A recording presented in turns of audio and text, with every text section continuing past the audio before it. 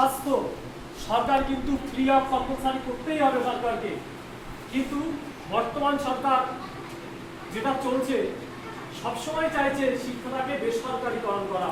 আপনারা হয়তো জেনে থাকবেন ইতিমধ্যে একটা চুক্তি হচ্ছিল, বেসরকারিকরণের পথে হাঁটছিল, স্কুলগুলো বিক্রি হবে, প্রাইভেটাইজেশন হবে, আমাদের গরিব দুর্গ মানুষেরা তারা কোথায় পড়াবে? বলুন তো, একটা মিশনে আপনাকে পড়াতে গেলে তো আপনার অনেক টাকা খরচ হবে মাসে। যারা গরিব ভাই, যাদের দিন আনা দিন খাওয়া, তাদের কি হবে? তো যাই হোক, সেদিকে আমি যাচ্ছি না। আমাদের যে উদ্দেশ্য মূল, আপনাদের উদ্দেশ্যকে ধন্যবাদ কৃতজ্ঞ জানিয়ে আমি দুটো কথা বলছি। যে আপনারা চাইছেন আমাদের সন্তানরা দেশের আদর্শ সম্পদ হবে, তাই না? তারা এমনভাবে গড়ে উঠবে, আমাদের সমাজকে সচেতন করবে, আমাদের সমাজ থেকে শুরু করে, আমাদের পরিবার থেকে শুরু করে, আমাদের রাজ্য দেশকে সচেতন করবে, তারা দেশের আদর্শ সম্পদ হবে। সেই জন্য আমরা কিন্তু একটা শৃঙ্খলের মধ্যে, একটা বন্ধনের মধ্যে আমাদের বাচ্চাদের রেখে, একটা ধর্মীয় অনুশাসনের মধ্যে রেখে, যাতে করে তার ডেভেলপমেন্ট, তার বিকাশটা যথাযথ হয়, সেই পথে কিন্তু আমরা হাঁটবো। সেই আশা নিয়ে আমরা আজকে এই পরীক্ষায় কিন্তু অংশগ্রহণ করেছি। আপনারা মিশনে কেন দেবেন? একটা প্রশ্ন, মিশনে কেন দেবেন? মিশনে দেওয়ার আপনার তিনটি গুরুত্ব আছে।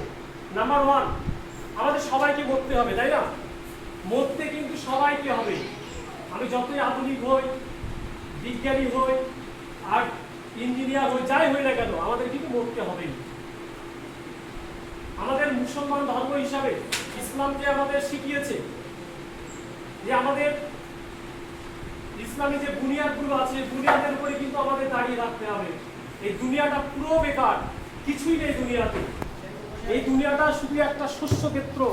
একটা কৃষক যেমন চাষ করে সে 2 মাস 3 মাস পরে যে ফসলটা ফলায়, সেটাই তো তার সম্পদ, তাই না?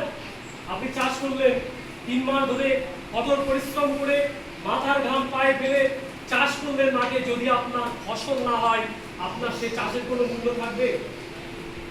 আপনার সন্তান যদি আজকে আদর্শ মানুষ হিসাবে বিবেচিত না হয়, তাহলে কিন্তু আপনার সন্তানের কোনো মূল্য থাকবে না। তো আমরা সেই আদর্শের পথে আদর্শিত করার জন্য আপনাদের সহযোগিতায় আর আপনাদের নির্দেশিকায়, আমাদের যারা গুরু রয়েছে, যারা আমাদের গার্জিয়ান রয়েছে, তাদের পরামর্শে আমরা সুন্দর একটা ইসলামিক কালচার, একটা ইসলামী নিবিড় পরিবেশে কিন্তু আমরা এই পাঠ্যক্রম, এই ইনস্টিটিউশনটা আমরা শুরু করতে চলেছি। শুরু করেছি মানে আগে থেকে চলছে, যে গার্লসটা হবে সেটাও এই ইসলামের অনুশাসনের মধ্যে দিয়ে